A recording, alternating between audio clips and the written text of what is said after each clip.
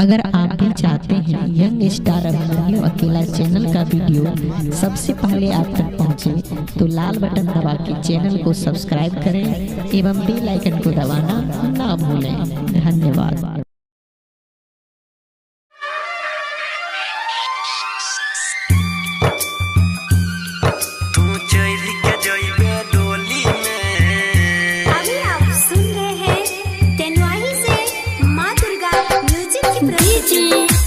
Kanchan Raj,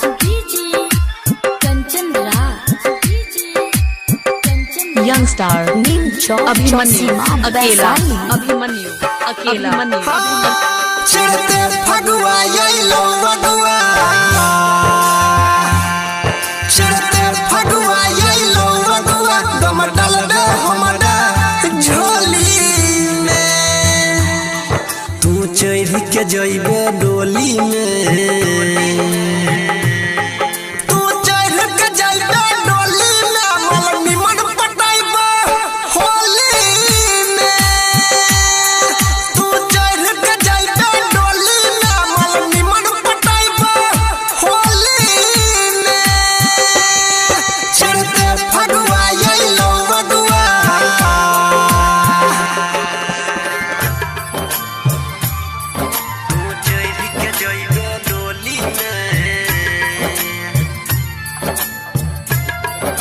music director DJ Kanchan Raj Hajipur Vaishali, DJ Kanchan Raj Hajipur Vaishali, DJ Kanchan Raj Hajipur Vaishali, DJ Kanchan Raj Hajipur. Abhimanyu अकेला, अभिमन्यु अकेला, अभिमन्यु अकेला, अभिमन्यु अकेला। खुश रही है पिया संग गे,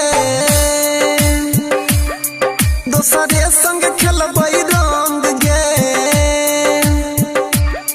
शादी के दिन गुना गेलो, डीजे साउंड बना गेलो, सुनै गे जान भूल जाइबो तोरा, सुनै गे जान भूल जाइबो तोरा, जइबे तू दोसर के टोली में, तू चढ़ के जइबे डोली में,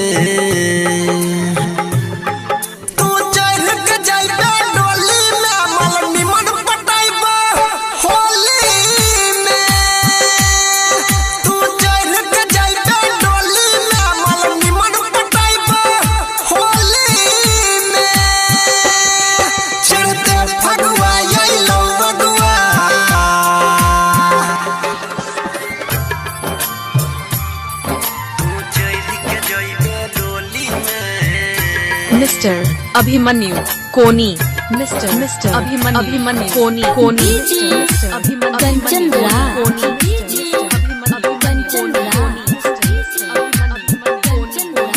नीम चौक चौसीमा वैशाली।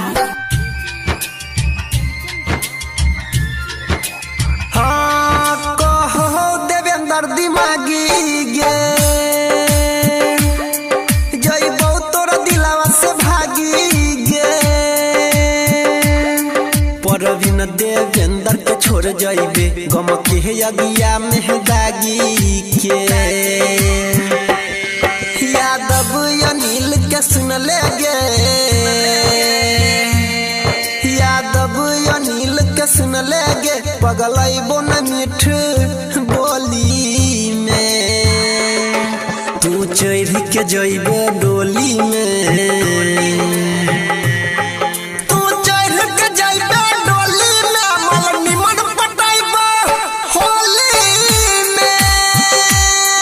तू चढ़ के जइबे डोली में, मल निमन पटाइबो होली में, चढ़ते फगुआ येलो वगुआ।